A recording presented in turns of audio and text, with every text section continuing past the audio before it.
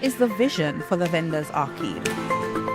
To provide a world-class shopping environment where local goods and services can be provided and experienced by locals and visitors. Why is this redevelopment necessary? The renovations and expansions will revitalize the infrastructure and enhance the shopping experience for vendors, locals, and visitors. Who will be responsible for the Vendors Arcade? The arcade will continue to be operated and managed by the Castries Constituency Council, who will have full responsibility for the rental and maintenance of the space. How will construction of the Vendors Arcade be managed? A phased approach will be employed to minimize disruption to daily operations. After the completion of each phase, vendors will be relocated from the former arcade, and this will continue until completion of the new facility. St. Lucia Cruise Port, investing in people. Another hurricane season is upon us. Make this year different. Equip yourself with a backup power generator from JH Launchers Electric. We can source and supply any size, anytime, to your specifications. But the best part is, we stock generators. No more long waiting and delays for your home unit. We proudly stock from 2,000 watts all the way to 26,000 watts gas and diesel generators. Automatic and manual transfer switches are also in stock. Visit JH Launchers Electrics today. The voice. Your hero is back. Raw facts, no fluff. Shelton Daniel is here to deal with the issues. Real issues. 12:30 p.m. to 2 p.m. Monday to Friday on Real FM.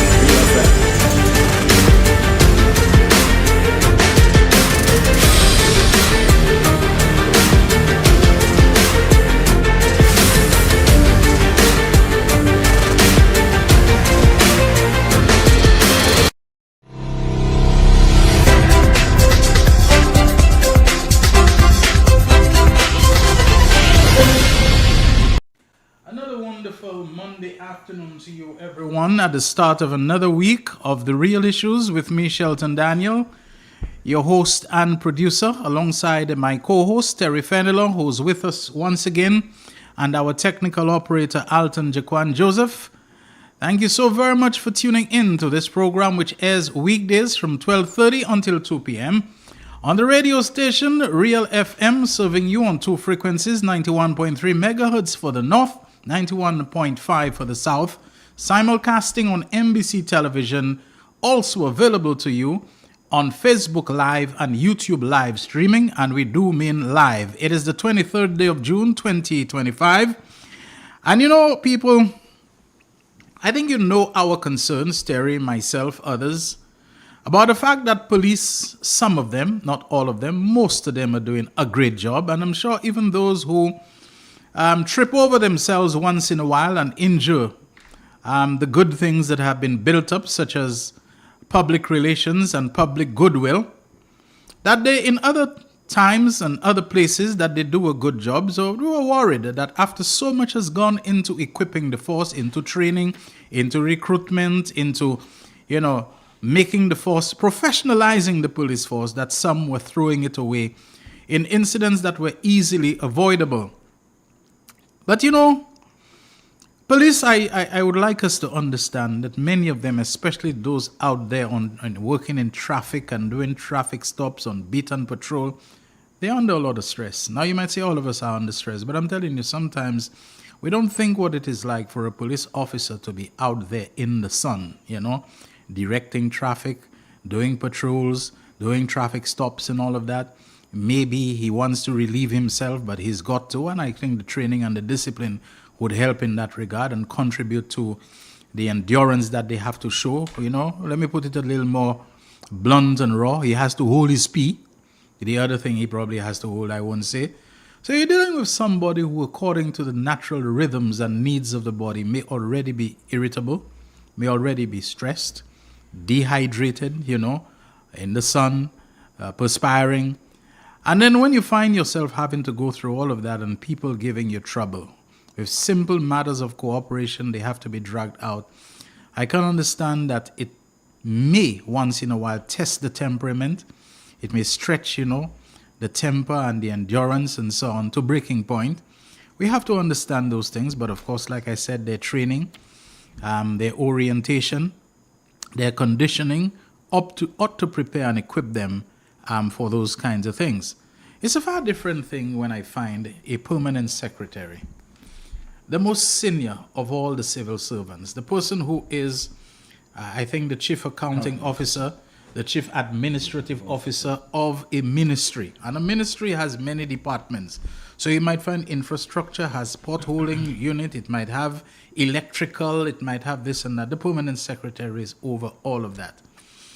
When you find a permanent secretary engaging in behavior that appears to have only one outcome possible, and that is to create unnecessary commotion, unnecessary furor, unnecessary uproar, unnecessary outrage for an entire ministry and by extension for a government for so little, that you want to cause somebody to lose their daily bread, You want to cause somebody to lose their job, their means of livelihood for a simple thing as you claim you said good morning to the person and they didn't answer. Now, I'm not saying it's right.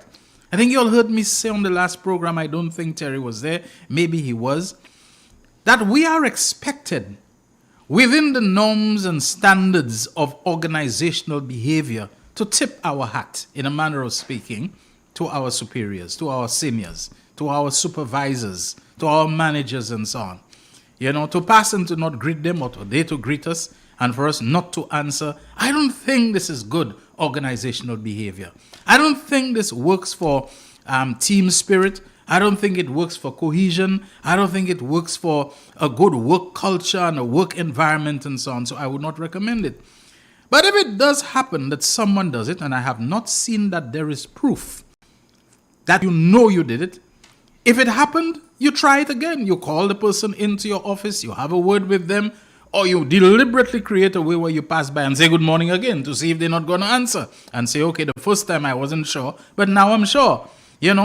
A letter can be written, a warning letter, a little, a reprimand, a rebuke or something to the person for that, which you as PS don't even need to get involved. You allow the person's unit supervisor or manager, if they're in licensing, if they're in maintenance or whatever, you call them and look, I have noticed this person does not answer when I greet and so on. But you're moving straight from the first infraction to the DEFCON 3, to sack the person because the person didn't answer your good morning. Is that something that you cause somebody to lose their daily bread for as the first response, as the first resort, not the last one?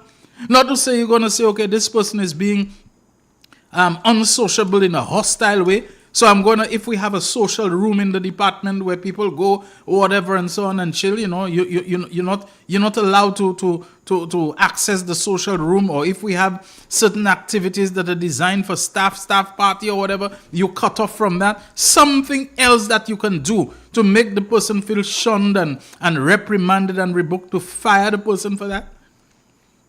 That you end up having to find a union writing you for that.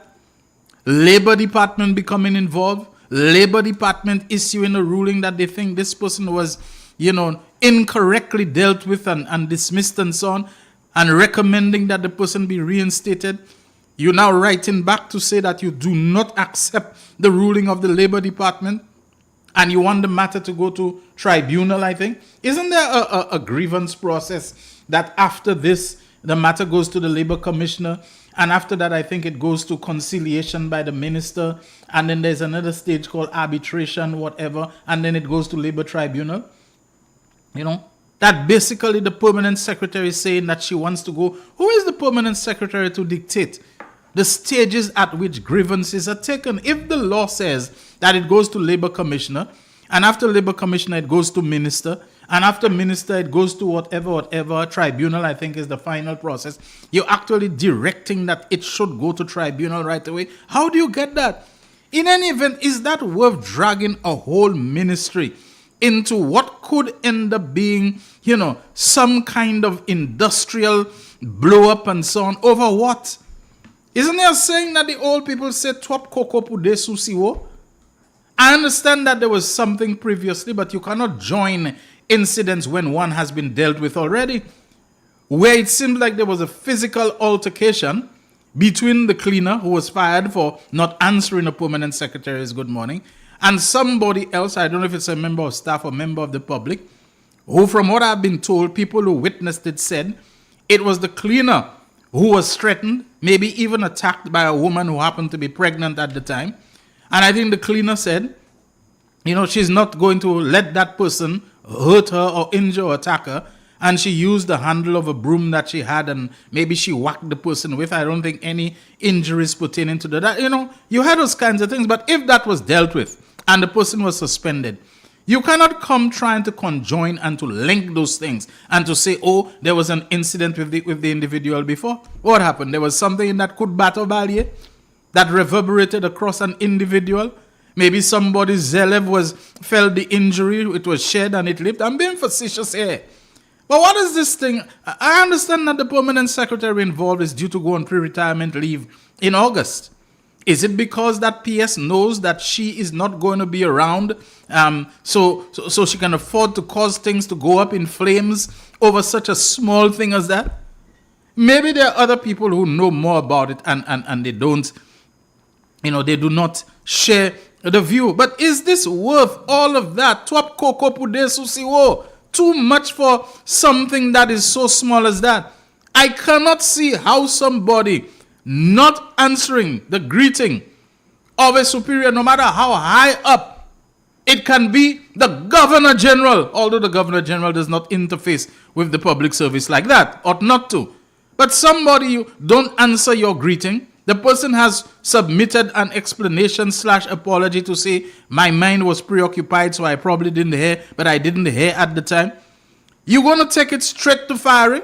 You're not going to say, I'm going to take it to some other lower level, disciplinary action or preliminary thing. It's straight to your daily bread gone, your means of livelihood gone, your job gone, you going home. I mean, if people had to be fired for such small matters, such peccadillos and so on, we wouldn't have anybody in a job. But I have to ask myself, does that permanent secretary know I'll be out soon, I'll be going home, I'll be going on retirement? So now it really doesn't matter. Allegations are being made about the behavior of the Labor Department official who conducted the hearing and investigated the matter, that he did not conduct himself properly, that he showed great bias, that he did not allow the permanent secretary to speak, something which the Assistant Labor Commissioner may well contest, may well dispute. Deal with that as a separate matter. I have received the ruling of the Labor Department. However, I wish to place on record my dissatisfaction with the manner in which the Assistant Labor Commissioner conducted himself, the clear bias that he showed, the very prejudiced manner that he approached it, in that he did not allow the permanent secretary to speak XYZ ABC. You can put those things on record. You can request an investigation of the Assistant Labor Commissioner and to ask that this matter be dealt with to see whether there was any kind of misconduct in the manner in which it was conducted. But to insist that you're not going to back, you do not accept the ruling, and you're going to want to go to tribunal, and so, does the permanent secretary in that ministry really understand the grievance procedure? Anyway, I think I have said enough on that. I'm going to leave it alone and allow Terry, since he's not here with us all the time, to really deal with stuff that I'm sure he is overflowing and abounding with, including one who I understand, despite saying that he was going to step back from involvement in active politics and try to conserve and preserve his job as a teacher. It appears to me that yesterday, Elisha Norbert, I'm getting it wrong this time, Elisha Norbert was back on the platform, live, in person, of the United Workers' Party, taking part in another public meeting of theirs. So, will the real Elisha Norbert please speak up? Please tell us, where do you stand? Terry, a long-time veteran educator, teacher, principal, is probably the better person between the two of us to deal with that. Thanks, Shelton. Viewers, listeners, comrades, should I say dogs and pigs? And the dogs that guard them? We never greet animals on this program. Yes, take that in good faith. Comrades and all. Shelton, let's go back to the police. I find that as you have correctly said, that I think the vast majority of the police officers are doing a fine job. One or two, you get that. And I'm a little surprised that this, the videos that we have seen of late, a little disturbing. I heard one. Well, Jacqueline and I were sitting there and we were just listening to the news, and one came on, and I think we came to the same conclusion. And it's surprising, it's alarming that it's coming at a time when the training vote for the police has been reinstated. That has been reinstated. I mean, the resources to the police. So I don't know if what must be done, Shelton, workshops and stuff, because there are one or two, they are giving the police, the entire force, a bad name. And I know by and large, from what I have seen, the vast majority of police officers are doing a fantastic job. And they're getting better. Better, yes. I have seen them on the road, yes. And I could tell you that. Yes. I have seen them on the road. I mean, we have interacted and stuff, and wonderful. Sometimes they avoid giving the sense that it's anything personal. As a matter of fact, sometimes when I pass and I say, "Good job, officers," I give them a little salute. Yes. Because they're carrying out the duty so wonderfully and professionally. But those, the one or two, I don't know what is the situation, but maybe you're not fit to be on the road. Maybe you should be behind the desk until you have an attitude adjustment, because it is not reflecting well on the police force. Okay, Shelton, your second thing about the permanent secretary. Yeah. Now I don't know the lady, and it's not a job at the lady per se. But yesterday, while we were on the beach, I was in the presence of we swim together. There's another a retired senior public servant, Ministry of Finance. And we were discussing these matters. And we came to the conclusion that management is not for everybody. A lot of people, they like the position. They like, I am so-and-so. I am the manager of this and that and that. And then when you look at the track record and the behavior, should I say the behavior? How they conduct themselves? No. Positions like principals of school, I'm not taking myself in, but I'm just saying permanent secretaries, you have to be what I call the ultimate human resource manager, because that's what you manage. You manage people. You have to handle people. You have to deal with people, and everyone is not the same. You have to look at personalities and and you have to know how to diffuse things, how to interact, and so on. And so you cannot, as you said, on a little matter like this. I find that a little matter. You went, what you said, DEFCON 6, DEFCON 3. DEFCON, you went for the jugular. And a matter like that, I think, could have, I don't know the backstory, but a matter like that could have, I want to say petty. That could have been handled so much differently. So I'm going to repeat, that's the conclusion we came to. Management is not for everybody. Everybody likes the title and the position, I understand that. But if you have to deal with people, you are a human resource manager, the ultimate one, so to speak. A principal has to deal with staff, pupils, and public, you know what I mean?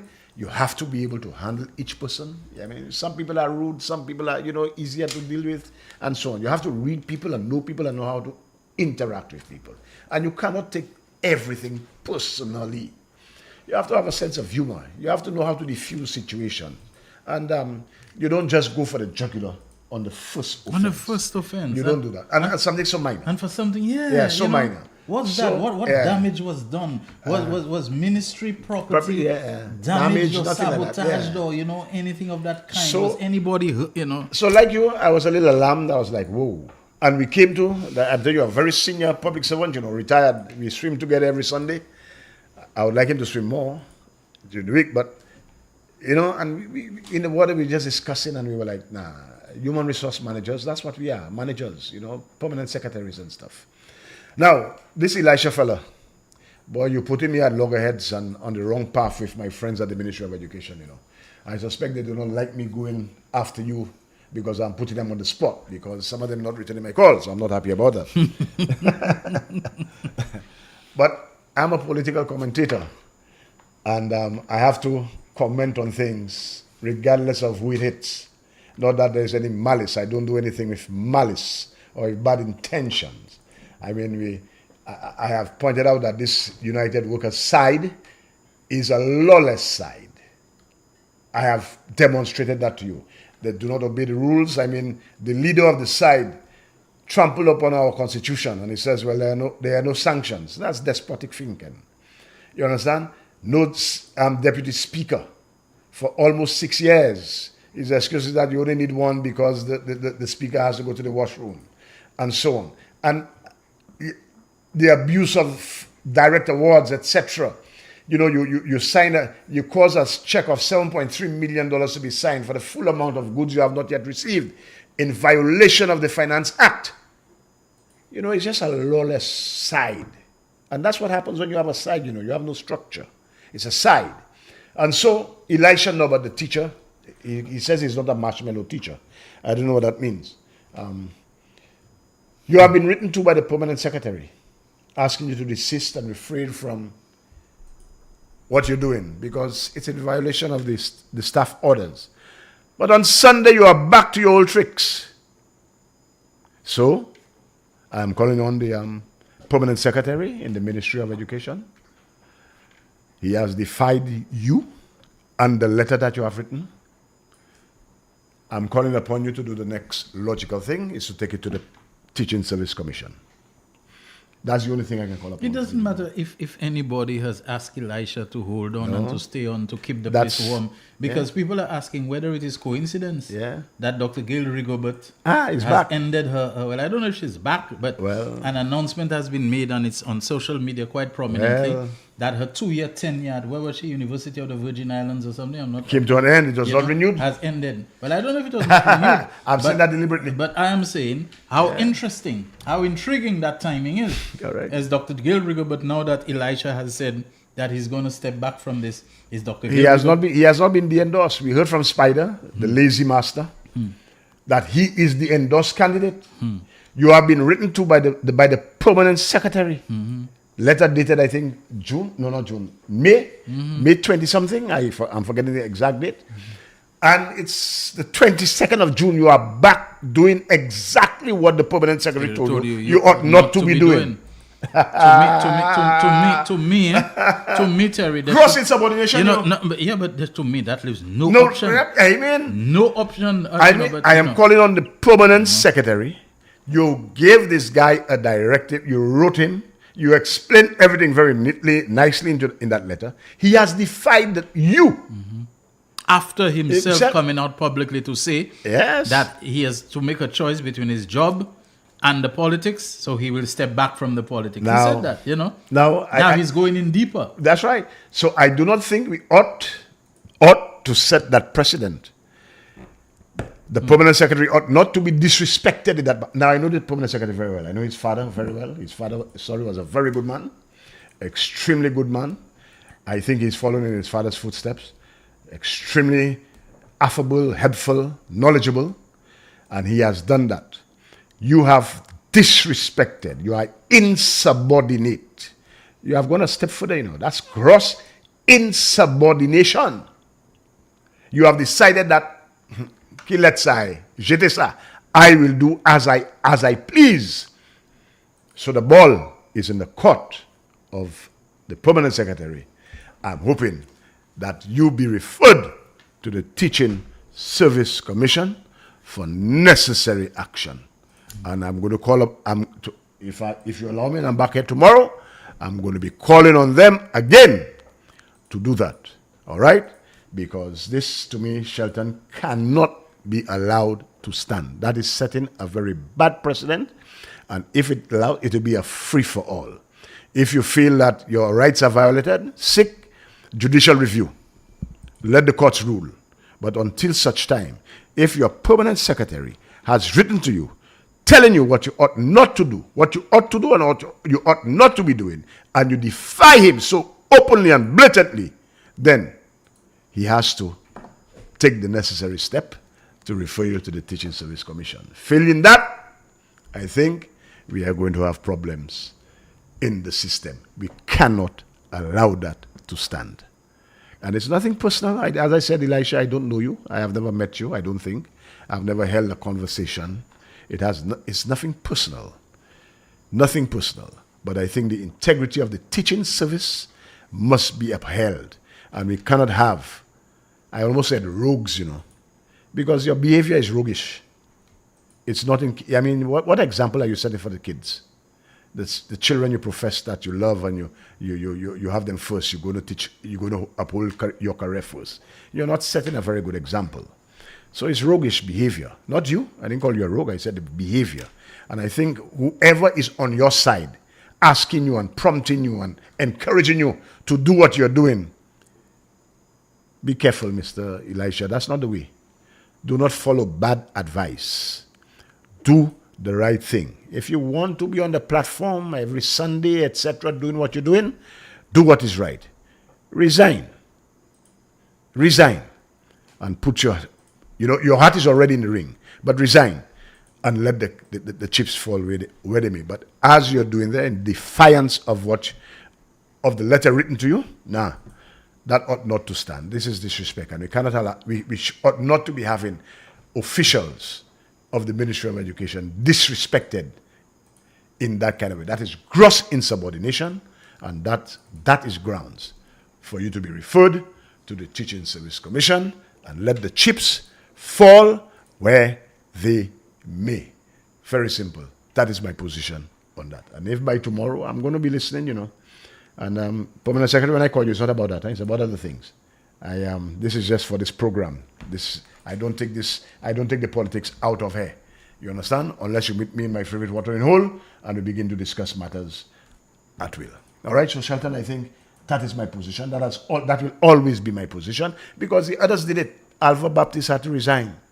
Well, he didn't, maybe he didn't have to, because if the courts rule, he resigned. Dr. Robert Lewis, Sean Edward, Gibeon Ferdinand, and the rest, Gilroy Satney. I'm thinking of so many people who had to, who took the plunge, and they did what was right. They upheld the integrity and the principles of the teaching service, and they resigned. They brought no blood on the system. But they're talking all kinds of magic and, you're not a marshmallow teacher and this and that and that. No. Kimuniye. We have to do what is right. And we ought not to set a bad precedent in the future. So those thinking of entering the political fray, you follow the rules. That is what I have to say for the time being on that, Shelton. All right. Thank you very much for that, Terry. Good afternoon to Cornelia Jacob, who I think with reference to Elisha says, apropos of his appearance on the UWP platform yesterday, don't you think he was performing, reciting a poem, providing entertainment? Because he did after he said he was going to resign from the UWP and, step back from candidacy and all of that. He did say that, he hopes the UWP still checks him. This guy is just taking the ministry, the permanent secretary, and everybody for a puppy show. Yeah, honestly. Honestly. I mean, because Shelton, this defies logic. Maybe he needed a different permanent secretary, the kind of permanent secretary who fired you just for not answering. That's right. He should have had one. Maybe that permanent secretary would have given him his matching order. Or one time. Maybe not. She's not. That permanent secretary will be a position to fire him at this time, but he ought to have been referred to the Teaching Service Commission because really it's in violation of stuff. I notice we're coming to the break, Shelton. We have a lot of stuff to unpack. So are we going to take a break now? Yeah, sure we will. Real Issues powered by Blue Waters will be back in a moment. The man, the voice. Your hero is back. Raw facts, no fluff. Shelton Daniel is here to deal with the issues. Real Issues, 12:30 p.m. to 2 p.m. Monday to Friday on Real FM.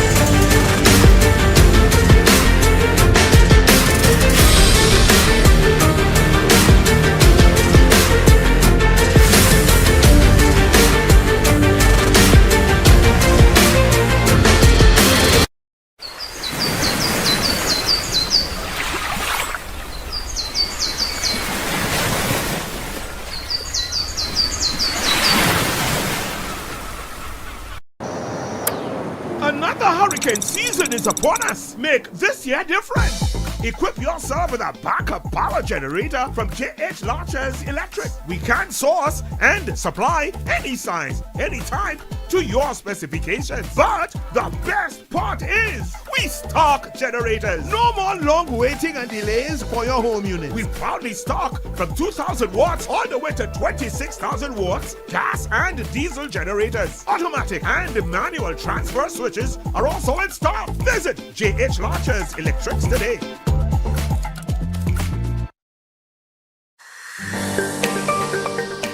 What is the vision for the Vendors Arcade?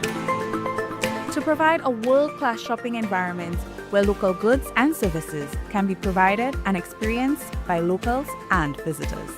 Why is this redevelopment necessary?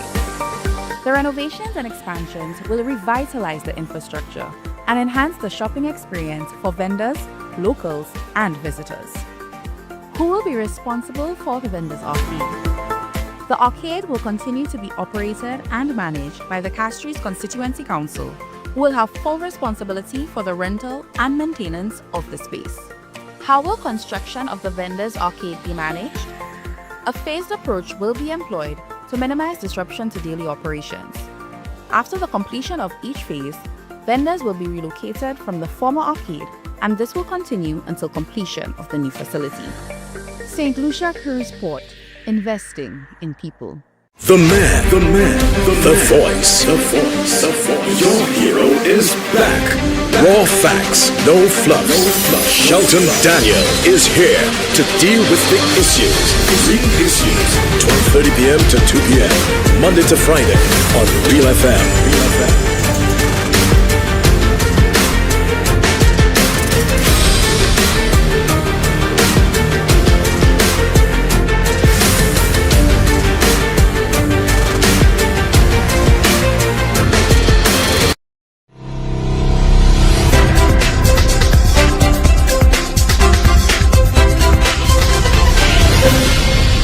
The man. Issues powered by Blue Waters is on this Monday, the 23rd of June, 2025, with me, Shelton Daniel, accompanied by Terry Fenelon, who says we have a lot to unpack. I'll recline and let him do the hard work. Terry. All right, listeners, let Jaquan roll. Jaquan, roll the video. Let the video speak for itself, and then I'll chime in. Hi, good day, Tim. Hi. Tommy Descott. Yes, Mr. Descott. Good afternoon to you. you. I would like to tell the people of Banans, do not leave there. I am going to say, do not leave this place. I would like to tell the people of Banans, do not leave there. I am going to say, do not leave this place. I would like to tell the people of Banans, do not leave there. I am going to say, do not leave this place. I would like to tell the people of Banans, do not leave there. I am going to say, do not leave this place. I would like to tell the people of Banans, do not leave there. I am going to say, do not leave this place. I would like to tell the people of Banans, do not leave there. I am going to say, do not leave this place. I would like to tell the people of Banans, do not leave there. I am going to say, do not leave this place. I would like to tell the people of Banans, do not leave there. I am going to say, do not leave this place. I would like to tell the people of Banans, do not leave there. I am going to say, do not leave this place. I would like to tell the people of Banans, do not leave there. I am going to say, do not leave this place. All I wanna say is that they don't really care about. All I wanna say is that they don't really care about. All I wanna say is that they don't really care about us. Imagine a former chief economist of Alan Shastney, who run the country, broke, by the way. Country's broke. He was the one advising Shastney, an economist. You wonder, he and Shastney may have studied at the same university, a non-existent one, because you're advising your boss, and the country was broke in less than 2 years. You came in, 2016. By 2017, Shastney was already saying the country is broke. And we have you on tape saying things are dire. You're advising him properly. And now you're going to advise the people. And it's not Banans. That's Banan Bay. It's not Banans. You want to represent people. Get the name of the community right. People are living you saw that, in squalor. They are squatting. They have no title. I mean, The Honorable Richard Frederick dealt with that. He's the lawyer, so I'm not going to dwell on that. But this guy, who... Put up his picture for me, please. Look at him. This guy is going to tell the people, continue to remain in that squalor, in those conditions. Do not move. Stay put. Mm-hmm. But look at him. He's on the tennis court. Because maybe he has millions. I don't know. What he's eating. He's playing golf. He's playing tennis. You have it there? Yeah. Well, look at him. He has it made.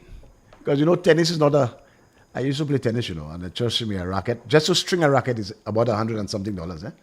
I could tell you that. I used to play a little tennis. That's why maybe I still fit. You're telling me, look at you, leave it there. What you eating? The people are eating. I need that song by Chippy. Somebody get that song by Chippy. It was written by Boo. Boo has no recollection he wrote that song. That's a very important song. Now, you see, if the South American and the Martinican had not shut down Radio St. Lucia, we'd have had those archives, That's a crime I have to revisit. What's the song? It's a song by Chippy. Foreigners. What you eating?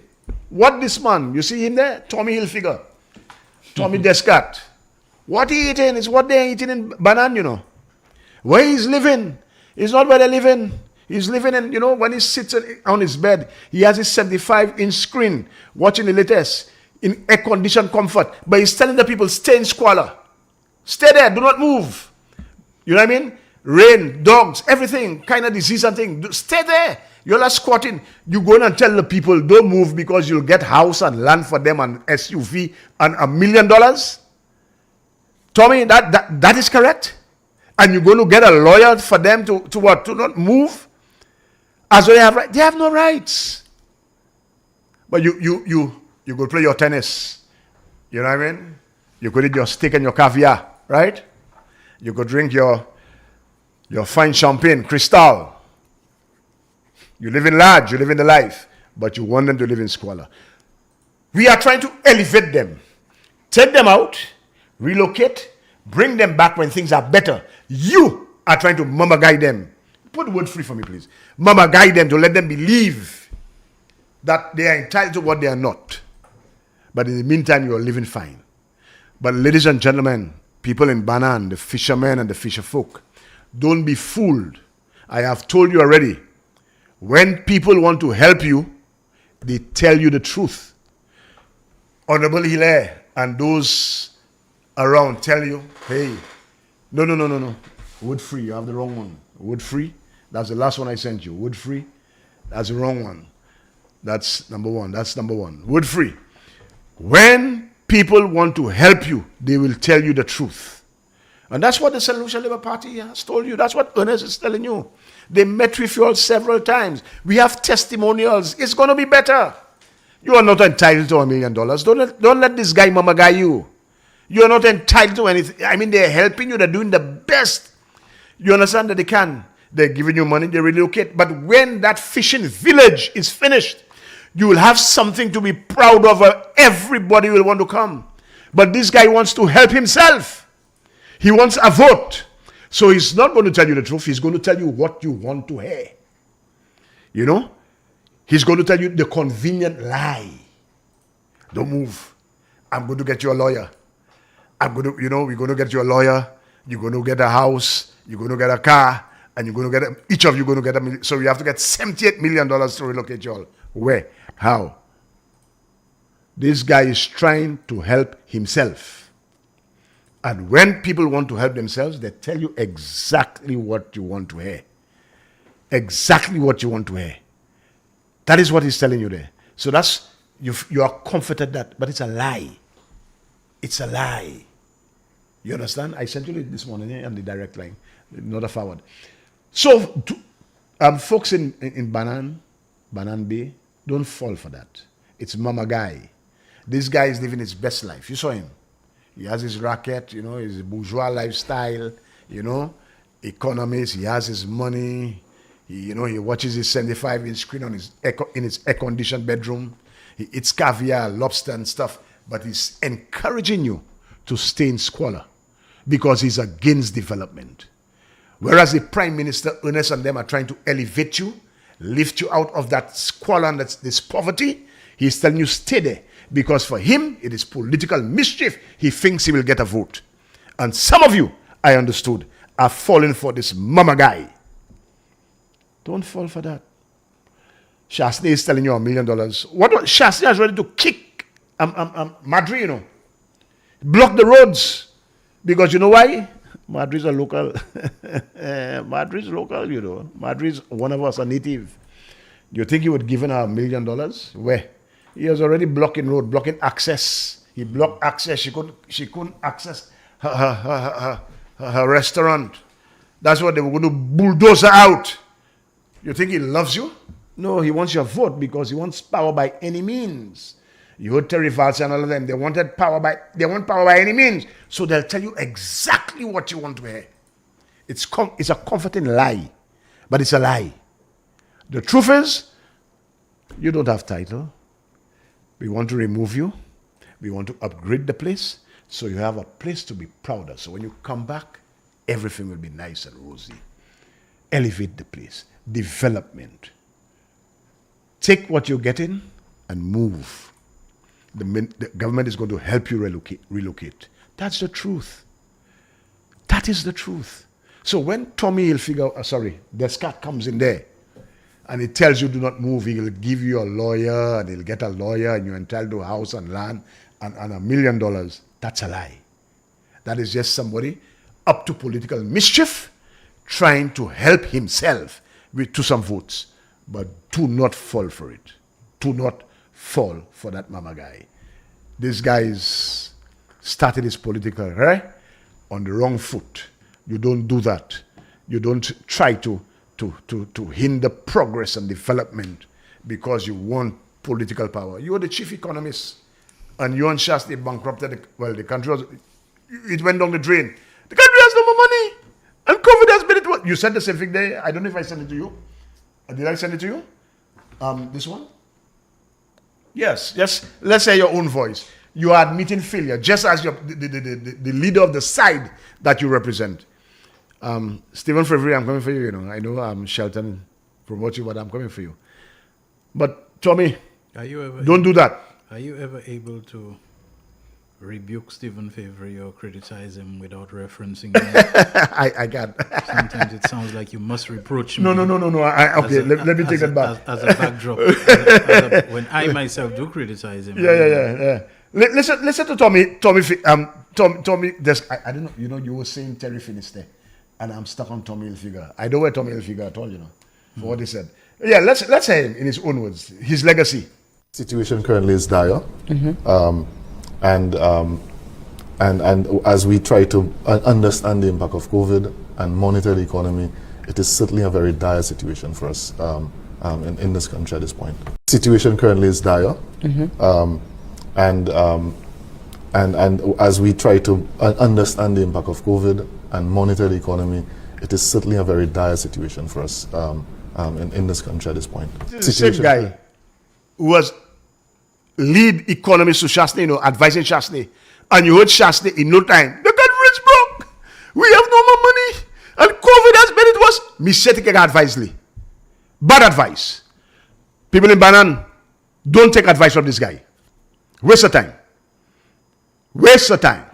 He's telling you what you want to hear. He's trying to comfort you with the lies because he wants your vote, but you must reject him. This is a guy who led chief economist, and the country is broken after you all took power in 2016. By 2018, the economy had tanked. 2019 COVID came and we were down minus 26%. 2019. 2019? COVID came 2020. Yeah, 2 months after COVID, we couldn't pay our debts. So you had all the time to make the wonderland that turn St. Lucia into a beautiful place that, the US would not even bother refusing us visas because our country is so wonderful that there's no way we will maon. Yes. America. COVID was not there in 2018, but the economy had already tanked. Yeah. 2019, late December, COVID came in. That's late, going into 2020, and Shastney is there. He could not even give any kind of relief to anybody. Thank God for Isaac Anthony at NIC that decided, no, man, we cannot allow people and he came in and he bailed us out. Those persons who lost jobs, they gave them 1,500 in 3 tranches, 500, 500, 500. This guy had no clue. So Tommy, that is you. That's on you. And now you want to go to Banana and give the people bad advice. Tommy, what again? He'll figure. Tommy, yeah, play your tennis, man. Enjoy your money. Play your tennis, but you're not mama guying anybody. And people in Cicerone, in Banan and South Castries, this guy's an imposter. This guy has no. I mean, Sunday. You're listening on Sunday. What? I'm listening. Okay, let me write. Type for me or send to me any of the new initiatives that you heard on Sunday. Bolom. Tell you what I heard. Bolom. You meant a man. Somebody told him, don't go into the UWP. Listen to that, you know. Somebody told him, don't go into the UWP. That is the party of Bolom and Laja Bless and whatever it is. But he still went, you know. In fact, when they told him that, that's when he went. So I'm beginning to wonder, has my good friend been taken over by the spirit of the Bolom and the Majinwe? Because the kind of things he's beginning to say now, these are not things you'd associated with him. Or if someone who's the son of a pastor who grew up at the feet of his pastor, his mother who's also a Bible school graduate, but is beginning this same kind of talk that seems to characterize the platform of the UWP. Everything is about an occult. Everything is about a chembua. Everything is about dark forces, that the Labour Party won the election by dark forces. Everything is about, you know, people in the cemetery in the night. And let me tell you something, Terry. I need to say this one. Without even knowing at the time, I have said to people, be very careful that this talk which came out recently about a woman who was being exorcised and she was admitting that she used obeah to kill so many people and all this kind of thing. I said to them, be very careful that this is not a political thing, because the person whose picture they sent, and I got in touch with the lady. In fact, she was on Jaim's program last week. And I got in touch with her. And I asked, is that real? You said, yes, that's me. And the other picture is a much younger version of me and so on. And the woman was wearing a red dress. And guess what? I got the woman's phone number. And when I am entering it to save it in my phone, I am seeing that I have a conversation thread on WhatsApp with the woman already, anonymously, just a number. And that the woman is a strong Labour Party supporter. Based upon the comments, I can just read one of them for you. Good afternoon, Shelton. That's on the... Listen to when, you know, I got this message for November 16, 2023. So I knew the woman on WhatsApp. Well, not knew her, but I was communicating with her. Good afternoon, Shelton. The UWP are DDD. Desperate, dangerous, dead. You hear me? She said, good afternoon, Shelton. The UWPs are the 43% illiterates. Can they see Shasney is fooling them to fool his pocket, that of his family and friends? So this was a Labour supporter who I didn't know her identity at the time. Oh, nice. I said, but that's you. And they sent a picture of her circulating around wearing a red dress. And then I had to ask her, the person that you tell me you suspect is behind that thing, what is the political? She said, no, it's an open secret everywhere that this person, the family, and when I matched the name, that they are very strong flambeau people. People, be very careful that people are not, certain folks are not going around trying to demonize people simply because of politics. Because I have done some digging. I gave the other side a chance to respond. You know, they told me no, they don't want to talk, they don't want to say anything. I said, you will not tell me whether you were involved at all in that recording. At least just tell me whether you were involved. He said, no, don't want to say anything whatsoever. So I said, are you not, people are mentioning your name, you will not say anything even to distance yourself from that? She refused to say anything. But this lady who they have sending her picture around, that she's supposed to be somebody who was deparlaying because whether they dégage her. The woman is a known and strong supporter of the Labour Party. Not by coincidence, they sent a picture of her in a red dress. And the people she suspects, I'm not going to mention the name, you know, as being behind it, are known staunch UWP people. So that may be a political hatchet job, a political hit piece against a supporter of the St. Lucia Labour Party. And I am disappointed that Stephen Favory, of all people, is joining this kind of occult palaver about Bolom and Majinwe and this kind of thing. I joke about it here, but we know in the politics how much it is being bandied about and it is being used in order to vilify people and to make you believe that somehow they are connected to hell, they are connected to the devil, they are connected to necromancy and doing rituals with the dead and the remains of the dead and this kind of thing. This is distasteful, and it is taking our politics to a low, that it does not do anything for the elevation of people culturally, intellectually, or otherwise. You're right. They're trying to put themselves at the party of, exactly. of God. Yeah. And they're this and that, and we are evil, and yes. we are communists. But I'm gonna do that. But I need to go to that favorite guy. Yeah. Shelton, when I heard the diplomat and stuff, well, he was not distinguished guy. I never heard about him. I was like, okay. But the more I listen to this guy, Shelton, the more I believe this guy is the most disingenuous person on that flaggo side. Because you cannot tell me you are first of all, a diplomat must keep his ears to the ground, what's happening in your country. Because if you're going to represent your country well, everything they ask this guy about St. Lucia, he doesn't know. You don't know about the 40 direct awards. You don't know about the $7.3 million vaccine money. You don't know this. You don't know the universal healthcare was stopped by thing. You don't know about. I have a clip, just 2 minutes before, just the video free. Let's just listen to this guy. Squirm.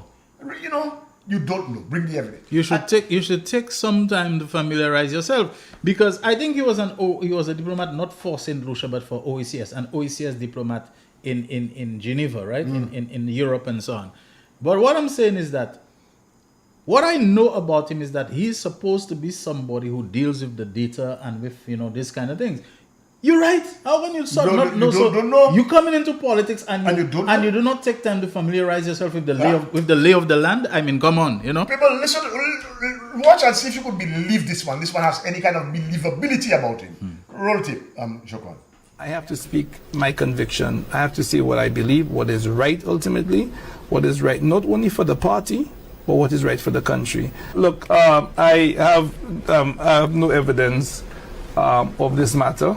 It is well established for over 4 years now that the same Spider Montooth paid bill for alleged kidnappers. Look, I have no evidence of this matter.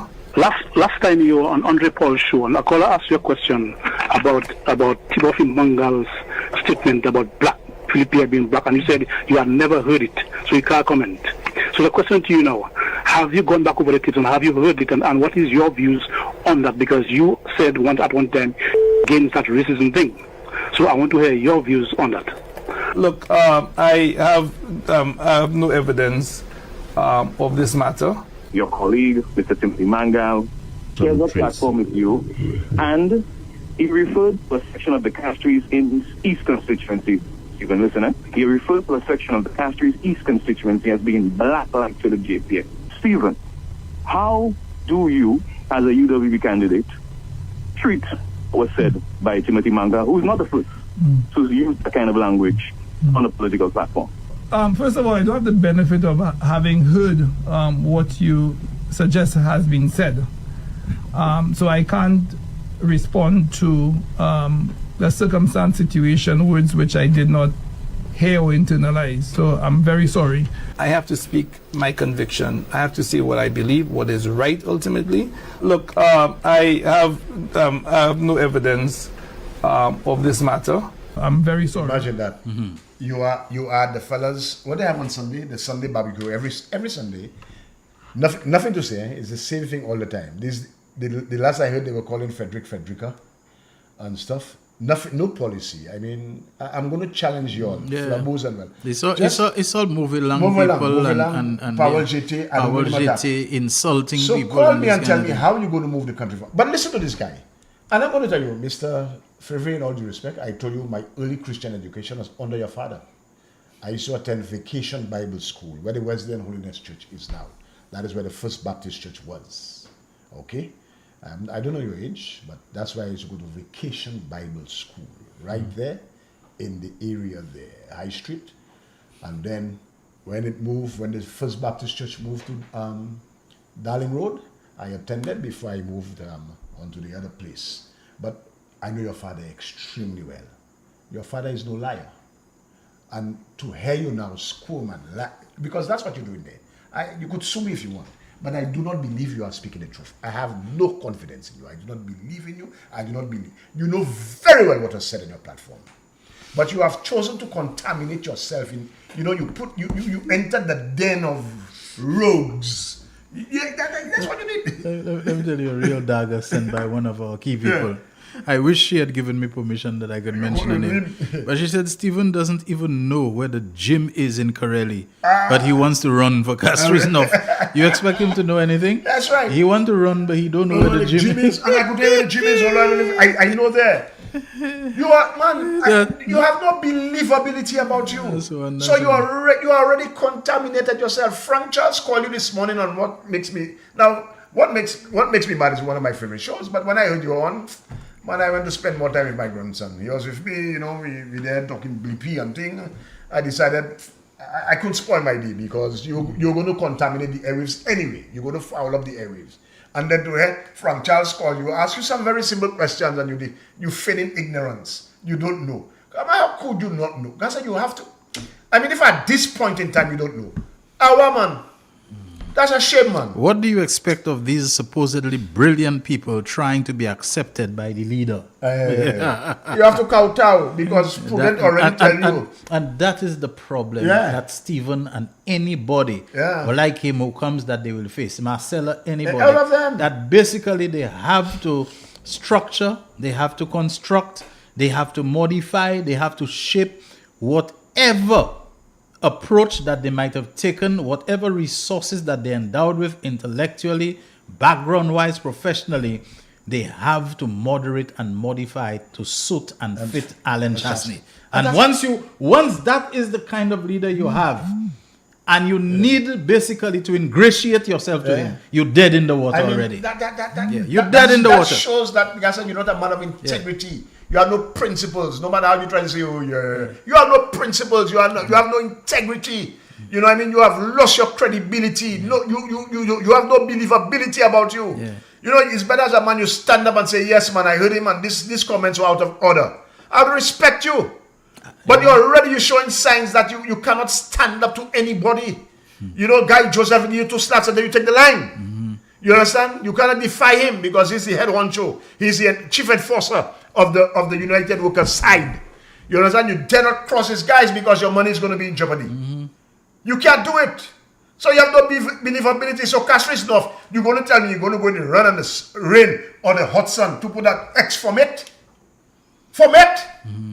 Another message is, Shelton, is this guy saying that he doesn't listen to his party when they have meetings and roundtable meetings? Very good, because you are there. Yeah. You are there every Sunday. Yeah, you are with them. Every Sunday. How could you not know? How can you not hear those things? You're not even a good liar. Yes. First of all, you have no future. You have no prospect in the UWP unless you don't make yourself acceptable to Alan Chasney. And he himself said that. He expects people to submit to him. And once you are going to make yourself acceptable to Alan Chasney, aka submit to him, your bona fides right away become ruined. They right away become demolished and so on. You can't do that. You have your spine extracted from you. You are spineless wonder man.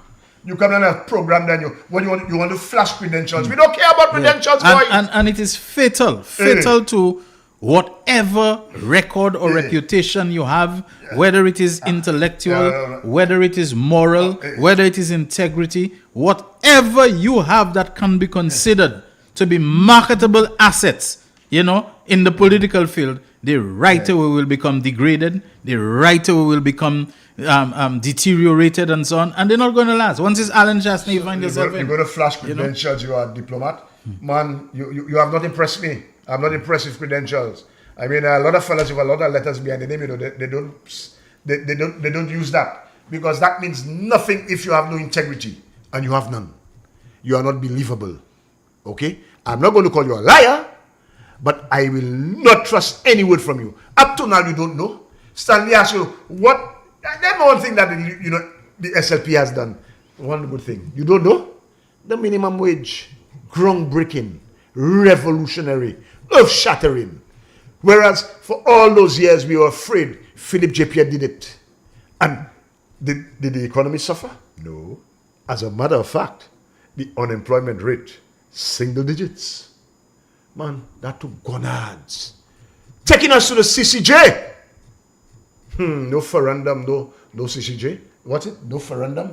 Yeah. No referendum, no CCJ. He took us there.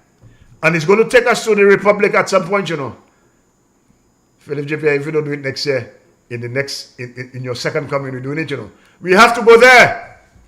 So on these two things alone, the guy you owe is Stanley Lucian said, for just those two things, he is nominating Philip JP as the most transformational leader this country has had. All right. Real Issues powered by Blue Waters. We take our final break. When we come back, I'll leave it up to Terry to decide whether we go to the phone line straight away or if there's some more that he needs to unpack before we do so. The man, the voice. Your hero is back. Raw facts, no fluff. Shelton Daniel is here to deal with the issues. Real Issues, 12:30 p.m. to 2 p.m. Monday to Friday on Real FM.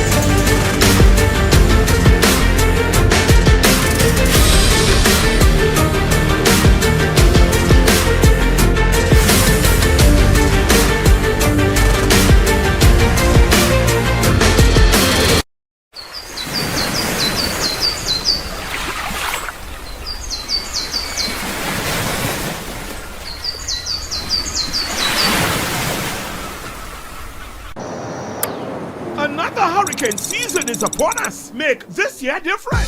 Equip yourself with a backup power generator from JH Launchers Electric. We can source and supply any size, anytime to your specifications. But the best part is we stock generators. No more long waiting and delays for your home unit. We proudly stock from 2,000 watts all the way to 26,000 watts gas and diesel generators. Automatic and manual transfer switches are also in stock. Visit JH Launchers Electrics today.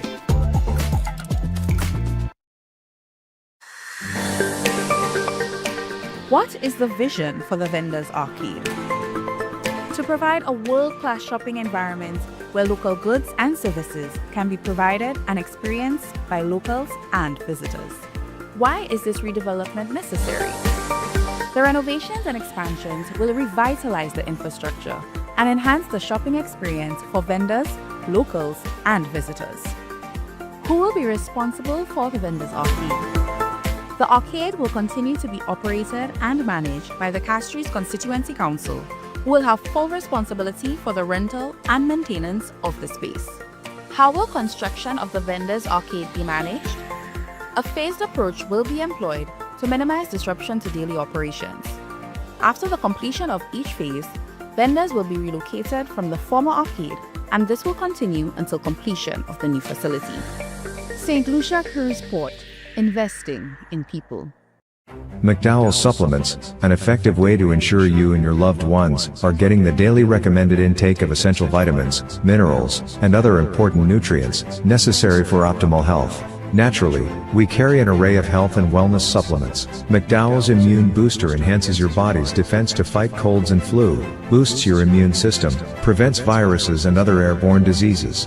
McDowell's Colon Cleanser prevents constipation, helps in removing toxins from the colon, detoxifies the body, and regulates your bowel movements. McDowell's Prostate Health prevent the enlargement of the prostate, improve urinary flow, and reduce frequent urination, especially at night. Moringa oleifera capsules are rich in minerals like calcium, potassium, zinc, magnesium, iron, and copper, vitamins like beta-carotene, vitamin A, vitamin B such as folic acid, vitamin C, D, and E. McDowell's Potassium Complex, used for treating and preventing low potassium levels, high blood pressure, preventing stroke, and aid in weight loss. McDowell's Triple Magnesium relaxes the muscles, relieves cramps and helps to control high blood pressure, improves sleep, and can calm the nerves. Magnesium is very important for the normal functioning of cells, nerves, muscles, bones, and the heart. McDowell's Ginger Turmeric helps to relieve pain, decrease nausea and enhance the immune function to help protect against illness and infection. Ginger turmeric has powerful anti-inflammatory properties and improves your circulation. Don't hold health back. Let health strike back. McDowell's, the better way to start your health. Visit Health Service Center, John Compton Highway, call 453-6417, let your wellness be our stress. The man, the voice. Your hero is back. Raw facts, no fluff. Shelton Daniel is here to deal with the issues. Real issues. 12:30 p.m. to 2 p.m. Monday to Friday on Real FM.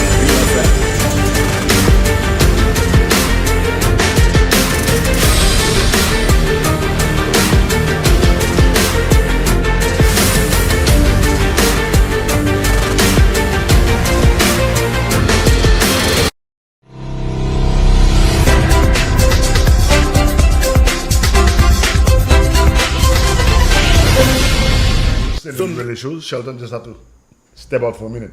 We're almost due for opening the lines. We'll open the lines in a while. But I just needed to take care of these two things.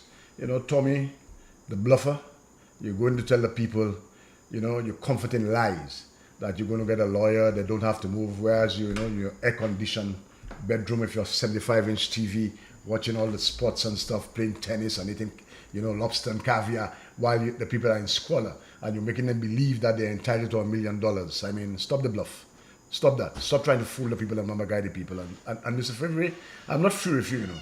Today I'm going to take a rest because I'm going to open the lines. But you have to stop that. You have lost all, for me, I had high hopes for you. You said that the senior Calix George endorsed you. No.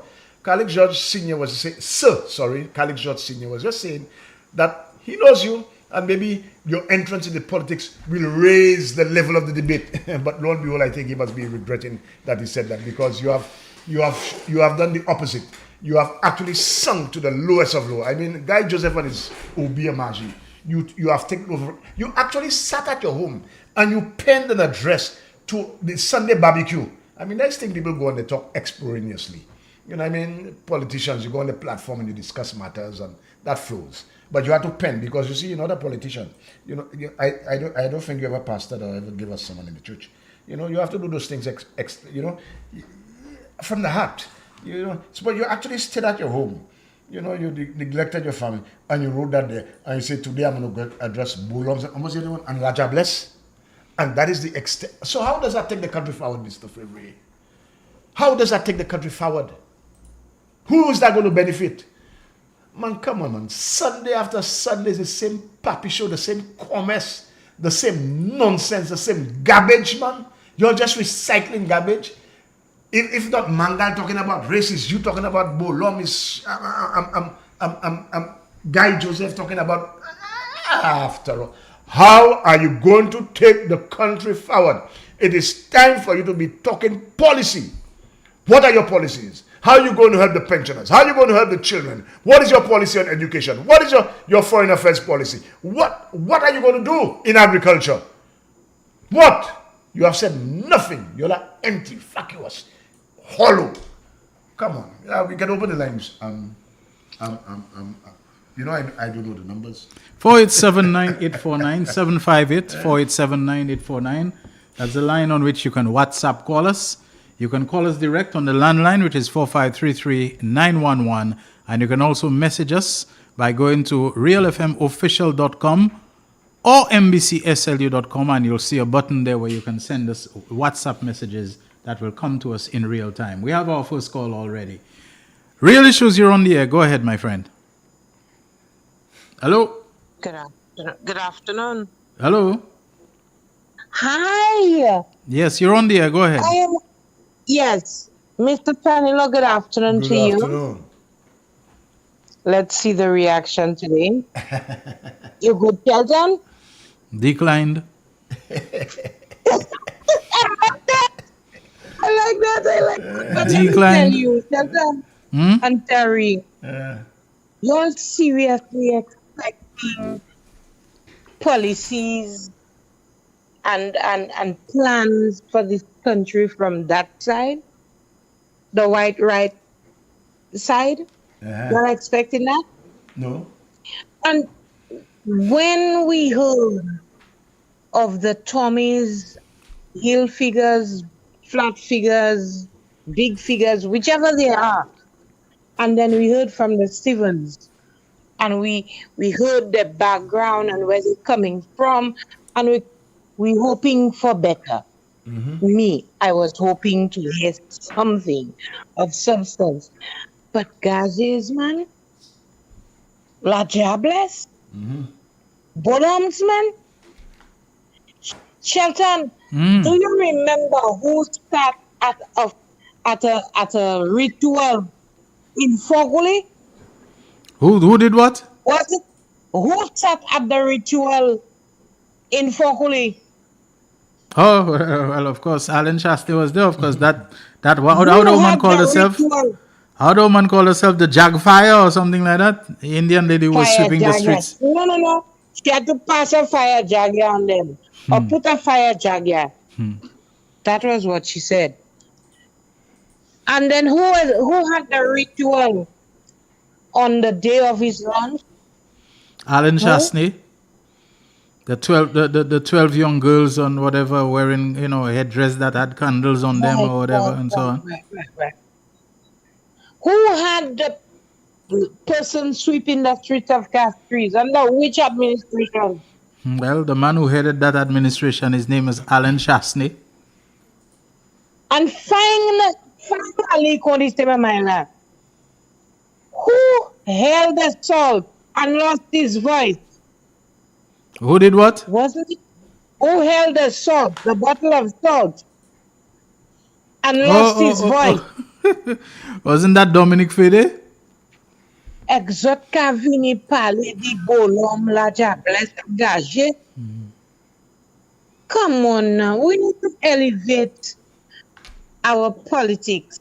And we want to thank, and the other thing we must also look at, the politicians of the Labour Party who resigned their jobs after the Labour Party lost the election, they were employable outside of politics. So it is no wonder that Elisha Norbert is afraid to resign his job, because every time he opens his mouth, he lets you know that he may not necessarily be employable. And I rather suspect his role on Sunday was to recite a poem, sing a song, or to be an entertainer. Because in no way you taking yourself seriously, you want to take you serious about teaching, you found yourself back. But one permanent secretary can fire one janitor for not answering a greeting of good morning without asking her, are you okay? Is everything okay? You may not have heard me. You probably going through something. Can I help you? But this is St. Lucia, where the desperate will do anything to gain power, and we have to stop that. Bye-bye. Okay, thank you very much. Thanks. 487-9849 and 4533911, the numbers to dial. And you can also send us messages via our messaging link on realfmofficial.com and mbcslu.com. These two websites have buttons that you can listen to the radio, or you can watch us on the television in both instances. Let me see, I seem to be getting a couple messages here. Let me see if I can get that. In 1997, Dr. Ambali also came with the Lajables nonsense, saying that the SLP red flag was communist and Lajables. And remember, Dr. Josiah Ambali did contest elections in 1997 for the UWP. All right, we have another call on the line. Real Issues, you're on the air. Go ahead. Hello. Good afternoon, Sheldon. Good afternoon. Hi, good afternoon to you. Good afternoon. Yeah, Sheldon, this afternoon I want to discuss an issue that, the Jables and the Bolams, it is very rooted in these people to bring up the ones they say they are Christian, because when you look at Guy Joseph said what his grandfather could do. And Harry Swavely coming up and talking about the Jables and this kind of thing. We have to be very careful as St. Lucian. Okay. But today, what I want to talk about, Sheldon, is about the Tepmon Road. I know the last rain that fell damaged the road, and up to now, Nothing has not been done with that road, and we're in the rainy season. I was there on Thursday and I saw the people had to cutlass around the drain and put all the bush into the areas, the canals that was made by the waterway. And nothing has not done about it. I am wondering why Mr. Bradley, who is a district representative, are getting money every quarter. If he can get one of his friends, or if the government cannot send a comprehensive works on that road, that he could find somebody spend. I don't think that's going to take more than $3,000 or $2,000 for a little playoff on the road. I don't know why they have not done anything about that, because yesterday we were expecting this storm, and it looks like I'm pleading on the people in charge, like Mr. Bradley, who is the district rep, and the senior minister who is in charge of infrastructure, to do something about this road there. I told I was the of the road, and I'm not feeling pleased about it when we're in the rainy season. So Mr. Bradley has to do something. He has friends. He can make some calls and get something done for the people of Tetmon. It's not a nice thing to go there and see the condition of these people, and their representative is not doing anything about it. Though I was expecting to hear him in Grosley yesterday, it's very. I have not been hearing it. All you know, the way Mr. Bradley Felix sees it is that this will play to his advantage if he can get the people who might have voted for the present government to keep them in a state of disaffection, to keep them disgruntled, to keep them unhappy that the government is not, because all he has to tell them is that he's not in government, that he has, even if he hasn't, he has tried to ask the government to do it, they're not doing it. And so that kind of discontent, maybe it will play to his advantage. So it is the government, as government, that has the resources, that has Ministry of Infrastructure and so on. I believe an assessment was done shortly after the rains that exposed the very bad condition of the Tetmon Road, to speed up things and get something done, because Bradley ain't going to do anything that he believes will cause the people of Tetmon to appreciate the present government. I don't think so. I don't think this should have been the thinking of a district representative. Yeah, but does Bradley think that? Bradley is a very sly fellow from what I've been able to assess. He's a sly person, It is the government that has to take the bull by the horns and do what needs to be done. When people are electing people, they want people to serve them. They want to help them. And that is, Mr. Bradley should know that.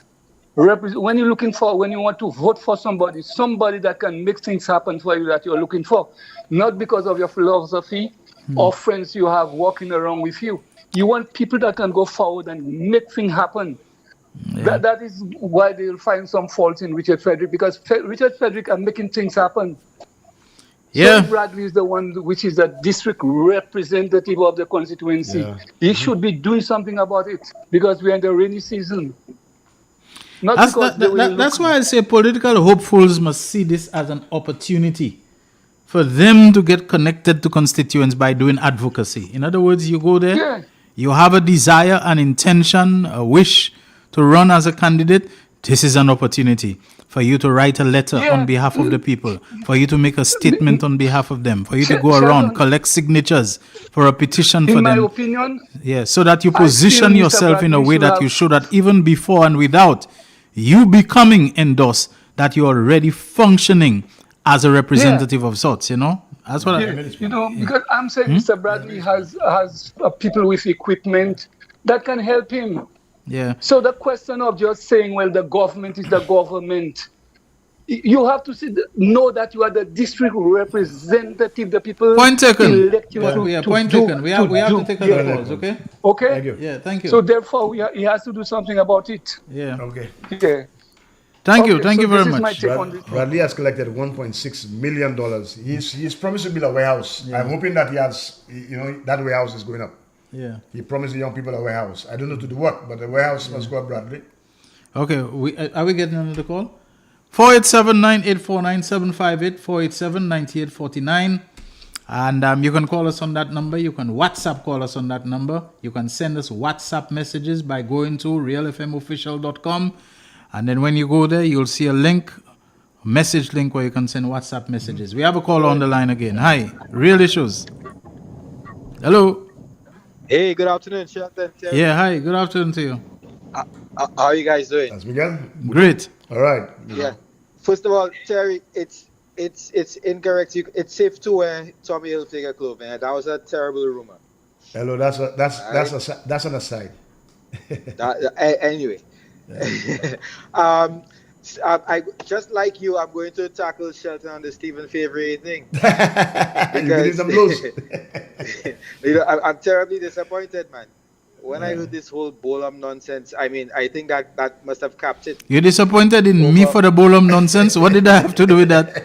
No. I'm disappointed in what did that's what you have every year, you know. You have the same surname with the guy. Tell us about the blood relationship. That's right. You know, if that's the case, you did a poor job choosing your relatives.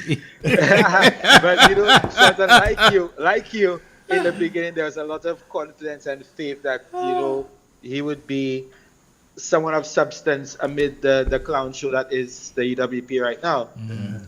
But it turns out that the circus act is his new day job. You know, and that's terribly disappointing, even hearing the Bolam talk. Once you become a Chasney disciple, whatever assets and advantages that you brought to the table, they will become very steadily and very rapidly degraded and obliterated. It's as simple as that. That's apparent. Apparent. And you know, Tommy is someone I've known a very long time, but to even see him descending to those levels, to be lying from the outright and to promise the fishermen $1 million or tell them that they deserve $1 million. House and land and car. It will be the same thing with Benson Emil in Denry South. No matter what assets he takes in terms of experience, in terms of expertise and so on, it will become degraded very, very rapidly. You know, my concern is that this type of behavior does not deter our promising young intellectuals who can make a difference from entering elective politics or even associating themselves with politicians. And I mean, certain names I'm hearing who may be associated with the current iteration of the United Workers' Party, like the name Titus Preville. I am praying to God that Mr. Preville will not diminish his reputation to even associate himself with what is posing as the United Workers' Party. Thank you very much, gentlemen. All right, thank you very much. Okay. Right. 487-9849 and 453-3911, the numbers that you can dial to reach us. Terry Fenelon is here with me, and Jaquan is doing, as usual, human service with the controls and the calls. Terry, anything on your plate now? No, I still, I mean, there's more that we'll leave for tomorrow, but I need to stay on this Tommy fella and this Favre guy, because Favre... You have a call there, Shelton. Guy said that Chasney did better than Compton by paying his debts while in office. Even that. So why was PJP saddled with so much outstanding payments? That's a question. Good question. All right, we have another caller. Hi, you're on the air. Go ahead. Brother Sheldon and Brother Fenelon, good afternoon. How are you all doing today? Good afternoon. Hi, Brother Hanson. How are you doing? I am doing wonderfully good. But you said something here that attracted my attention. You said in your phone from 2003, you had this person's phone who they tried to tarnish with this voodoo kind of nonsense. And it reminded me of a story that is about to be broken wide open that I had, and I sat on it.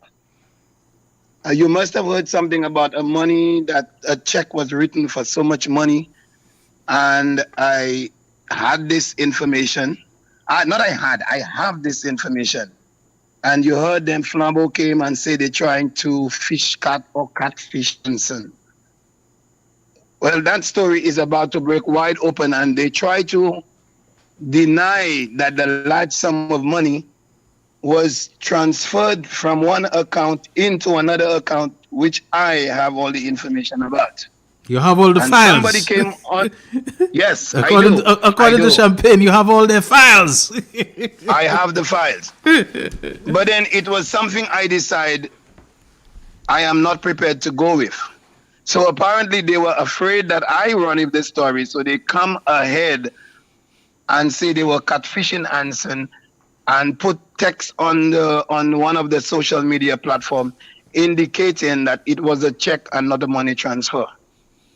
So I said all of that to tell you, when people want to blackmail you or say things like what they did to the lady who so many years ago you have the information on, it can very well happen. So now I am on my P's and my Q's, and I'm asking everybody to be mindful. Hold on to the information that you have. You know the truth, and then in due time, you will put it out there. But I am very, very concerned that there is a lot of information that Flambos are fishing and making up and framing people for things, like you said, for political reasons. Yes. I just wanted to let you know that, and maybe I will talk to you on that subject outside of off air. your show. Yes. But like I tell you, this information I have, and it's a large sum of money that was transferred from one account into another account, and not they telling you it's a check and it's this. That's not true. That information is in Anson Maxwell's hand. Well documented. Whenever I people talk about a large sum of money, I'm thinking somewhere in the region of 200 grand or more, so. Very close to that. Very close to that. Okay. Thank you very much, Brother Anson. Like you say, we'll talk. Yes. Shelton, I am happy yes, thank you. Shelton, I am happy that the ad regarding the plight of arcade vendors was played a short while ago. That it will be done in a phased manner, and as one section is completed, vendors will be moved to their new facility, because rumors are being spread that vendors will be sent home and the arcade will be demolished. Please play the ad again. All right, thank you very much for that. Let me see what else we have. Somebody sent a message. They said Stephen was boxed in this morning on Stanley's show. Stanley, and I'm sure they're talking about Stanley Lucien, gave him all the opportunities to unbox himself, but he's so shallow and mendacious, he keeps trapping himself. Nice all word, right. mendacious. Mendacious. All right. We are approaching the wrap-up time, Terry, so I want to give you a chance if there's anything in parting that you would like to say. Yeah, well, I'll be back tomorrow, hopefully, if you have no guests, Shelton. There's a lot to unpack. I mean, these guys, well, I say guys, I don't want to refer to them as a political party or organization. They are not. It's a side. That side, the desperate lies, innuendo, personal attacks, disinformation, misinformation, propaganda, and stuff. And there's nothing coherent, nothing to, no policy initiatives to debate. I want to come here, Shelton, on a Monday after the Sunday barbecue nonsense and say, wow, I heard this. But it's nothing. When I have to come in, I want to talk about Bolom and Laja Bless. Seriously? You had a whole Sunday to talk about how you're going to move the country forward, and all you could come and talk about is Bolom and Laja Bless. And there are some people, I almost said it there, clapping. That is what you leave in your home on a Sunday to go on here? You know what I mean? Seriously? Flabo, I'm not your advisor. I don't wish to be, because that side is just a disappointment. Oh, and bravado. We're going to win the election. On what? On nothing? You have presented nothing to the people. And as we come closer down to election, we're going to call on you, to tell us what policy initiatives you're going to implement and what policy initiatives you're going to reverse. Because you see, ladies and gentlemen, I've told you already, protecting the victory is not protecting Pierre, Philippe J. Pierre. It's protecting the gains that we have made under this administration. Teachers, civil servants, police, all the gains that we have made. The minimum wage, we have to highlight those things and fight to keep them. And not just to keep them, to improve upon them. And if that side cannot, well, they're not going to come in anyway, because they have nothing to offer. But they have nothing to offer, and we're going to tell Mr. Pierre, we are working with you, we're going to continue working with you. The choice is clear, T.C. Brown said it. That's my choice. You understand? Because you have shown slit. And when you have shown slit, we have judged you, we have assessed the situation, we have appraised you. We are saying we are staying with you. Plain and simple. All right. Thank you very much, Terry. Let me just say something very quickly to the members of the Real Issues WhatsApp chat group. From time to time in recent weeks, we've been seeing this thing appearing on the screen, join call. Now, I understand it's not deliberate. Maybe some members, they do something, and someone explained how it works, but we have to go now, so I'll deal with that tomorrow. Signing out. The midday draw of Monday, 23rd June 2025 were Double Daily Grand, 4, 10, 16, 21. Big 4, 9, 2, 7, 8. Big for Multi-X FP. Pick 2, 0, 9. Pick 2 Multi-X 2X. 1 off 1, 5, 1. Lucky 3, 6, 4, 6. Lucky 3 Multi-X 2X. The man, the voice. Your hero is back. Raw facts, no fluff. Shelton Daniel is here to deal with big issues. Real issues, 12:30 p.m. to 2 p.m. Monday to Friday on Real FM.